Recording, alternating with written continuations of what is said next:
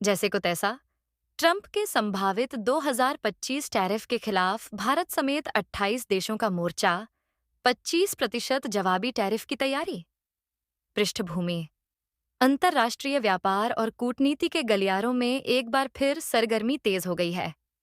अटकलों का बाजार गर्म है कि यदि डोनाल्ड ट्रंप 2025 में अमेरिकी राष्ट्रपति चुनाव जीतकर सत्ता में वापसी करते हैं, तो वे अपनी चिरपरिचित संरक्षणवादी व्यापार नीतियों को फिर से लागू कर सकते हैं। उनके पिछले कार्यकाल 2017 से 2021 में विभिन्न देशों, विशेषकर चीन और यूरोपीय संघ के साथ व्यापार युद्ध और भारी टैरिफ लगाने की घटनाएं देखी गई थीं। इसी आशंका के मद्देनजर वैश्विक स्तर पर एक अभूतपूर्व जवाबी रणनीति की सुगबुगाहट सुनाई दे रही है, जिसका नेतृत्व भारत कर सकता है। खबरों के अनुसार भारत सहित दुनिया के 28 प्रमुख और विकासशील देशों का एक शक्तिशाली समूह ट्रंप प्रशासन की संभावित आक्रामक टैरिफ नीतियों के खिलाफ एकजुट होने की योजना बना रहा है।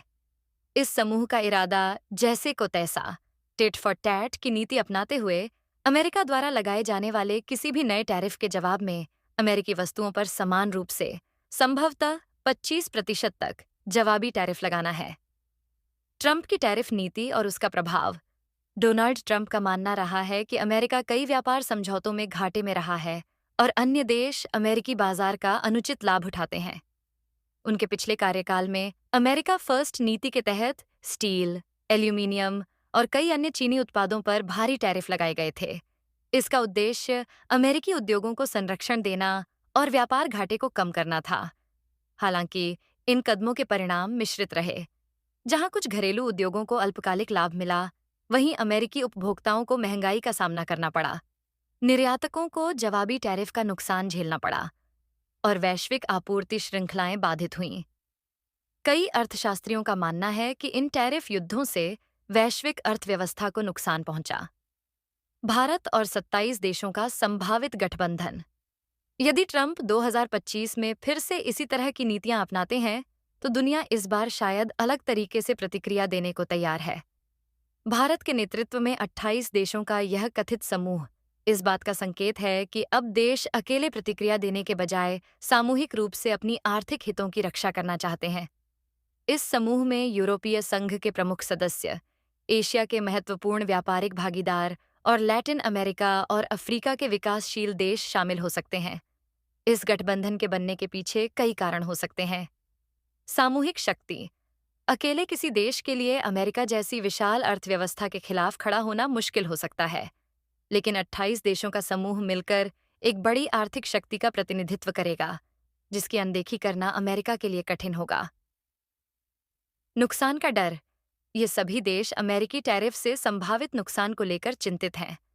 एकजुट होकर वे अमेरिका पर अधिक प्रभावी ढंग से दबाव बना सकते हैं। नियम आधारित व्यवस्था का बचाव: कई देश विश्व व्यापार संगठन WTO जैसे बहुपक्षीय व्यापार नियमों में विश्वास रखते हैं। ट्रंप की एकतरफा कार्रवाइयां इन नियमों को कमजोर करती हैं। यह गठबंधन इन नियमों को बचाने का एक प्रयास भी हो सकता है। भारत की भूमिका: भारत एक उभरती हुई प्रमुख अर्थव्यवस्था है और वैश्विक मंच पर उसकी आवाज महत्वपूर्ण होती जा रही है। पिछले टैरिफ दौर में भी भारत ने अमेरिकी दबाव का सामना किया था और कुछ जवाबी कदम उठाए थे। इस बार भारत का नेतृत्वकारी भूमिका में आना वैश्विक व्यापार परिदृश्य में उसके बढ़ते कद को दर्शाता है। 25% जवाबी टैरिफ, रणनीति और संभावित परिणाम: 25% जवाबी टैरिफ लगाने का प्रस्ताव एक गंभीर कदम है। यह दर्शाता है कि यह समूह अमेरिकी कार्रवाइयों का दृढ़ता से जवाब देने के लिए तैयार है, भले ही इसके कुछ नकारात्मक परिणाम उन्हें भी झेलने पड़ें। किन वस्तुओं पर लगेगा टैरिफ? यह समूह संभवतः उन अमेरिकी वस्तुओं को निशाना बनाएगा जिनका उनके देशों में आयात होता है और जिनके विकल्प उपलब्ध हैं या जिन्हें घरेलू स्तर पर उत्पादित किया जा सकता है।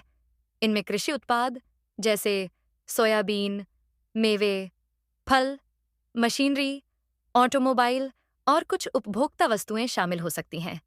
लक्ष्य अमेरिकी निर्यातकों को सीधे तौर पर प्रभावित करना होगा। संभावित परिणाम: अमेरिका के लिए अमेरिकी निर्यातकों को बड़ा नुकसान हो सकता है, जिससे नौकरियां जा सकती हैं। अमेरिकी किसानों और उद्योगों पर नकारात्मक प्रभाव पड़ेगा। अमेरिकी अर्थव्यवस्था की वृद्धि धीमी हो सकती है।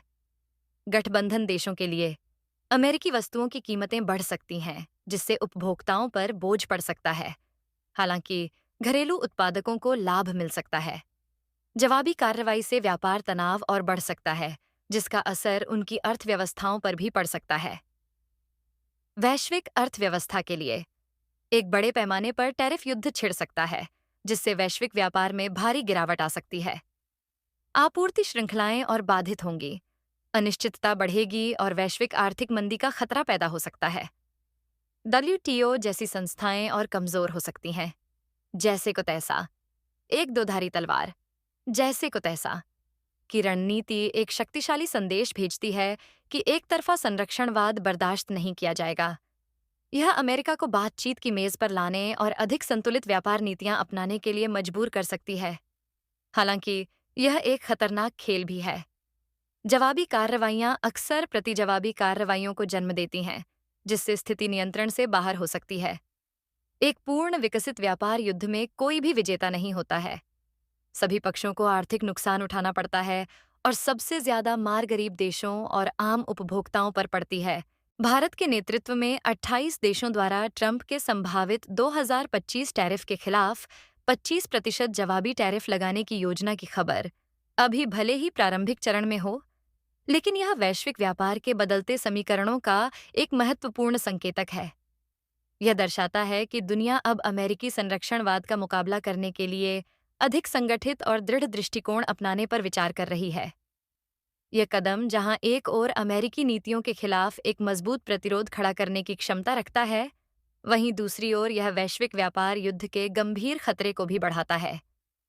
अंतिम परिणाम इस बात पर निर्भर करेगा कि क्या ट्रंप प्रशासन वास्तव में आक्रामक टैरिफ लागू करता है, यह गठबंधन कितना एकजुट रहता है, और क्या कूटनीति और बातचीत के जरिए कोई समाधान निकाला जा सकता है। फिलहाल दुनिया सांस रोककर देख रही है कि क्या भविष्य में जैसे को तैसा की यह रणनीति अपनाई जाएगी और इसके क्या परिणाम होंगे। उम्मीद यही है कि टकराव के बजाय संवाद का रास्ता चुना जाएगा, ताकि वैश्विक अर्थव्यवस्था को एक और बड़े संकट से बचाया जा सके।